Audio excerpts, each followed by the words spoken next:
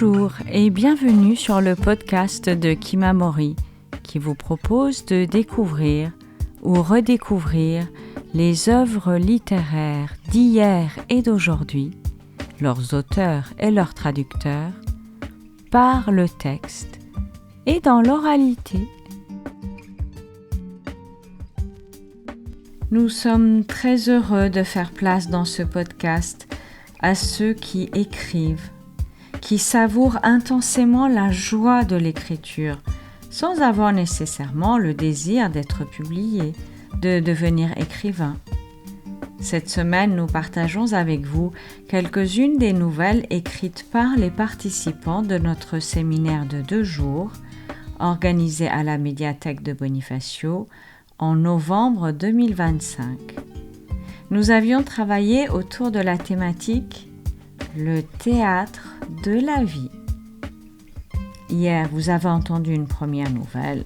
Écoutons-en une autre aujourd'hui, toujours lue par son auteurice, telle qu'elle a jailli de sa plume, sans retouche ni édition, puisqu'elle a été enregistrée au moment où nous la découvrions durant l'atelier.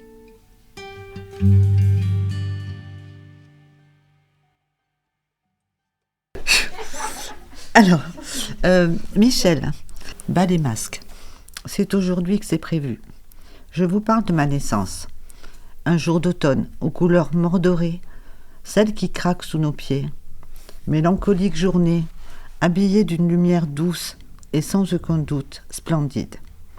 Pas facile, car j'ai encore ce lien autour du cou qui m'oppresse parfois. Mais coucou, me voilà, enfin. Nue, glabre, rosée, pure, et seule avec l'âme qui m'habite. Et le rideau s'ouvre. Que sera-t-il de ma vie future ? Que me réserve le destin ? Aurais-je du courage, de la force, de la bienveillance ? Je ne sais pas. Mais ce que je sais, c'est que pour l'instant, je n'ai pas besoin de porter un masque. Je suis confiante, tranquille, affamée de vivre, curieuse, prête à m'adapter au calme et aux tempêtes que ma vie me réserve. Et sur ma foi, heureusement.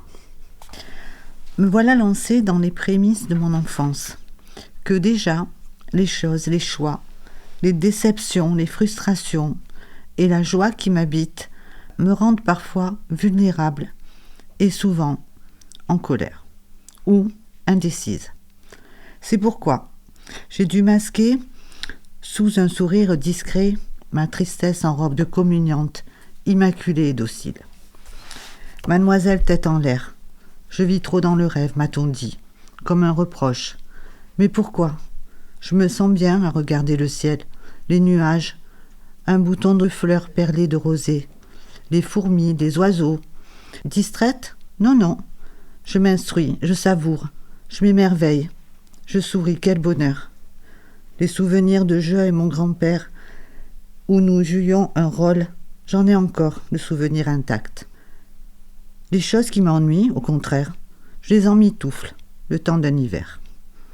Au printemps de ma vie, j'avais une collection de masques à ma disposition et plusieurs rôles à jouer. C'est drôle. Quand j'y repense, j'étais sur tous les fronts et je me battais bien. Pas pour moi, mais pour donner le meilleur de moi-même à des personnes précieuses. Je pensais que la bataille était finie, mais j'étais à 100 lieues d'imaginer que ce n'était qu'une trêve.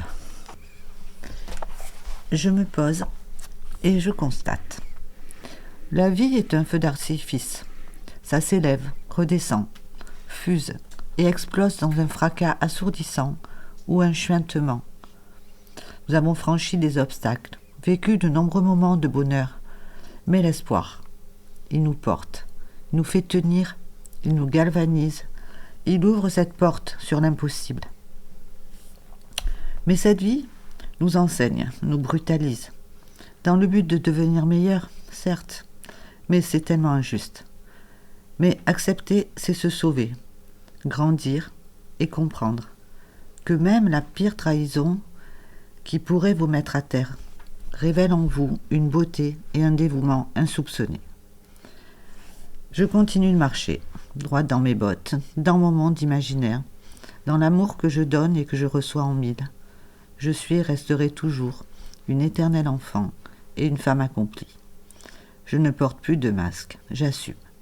Le rideau tombe, descend derrière mon impossible histoire.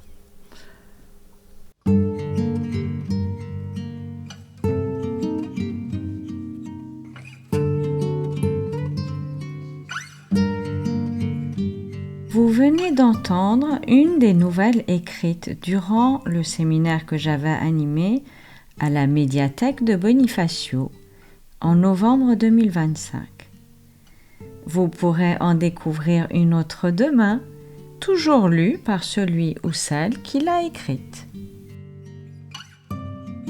Chères auditrices, chers auditeurs, n'hésitez pas à consulter notre site internet kimamori.fr, nous suivre sur les réseaux sociaux et nous serions très heureux de vous voir rejoindre notre communauté de lecteurs en adhérant à notre association.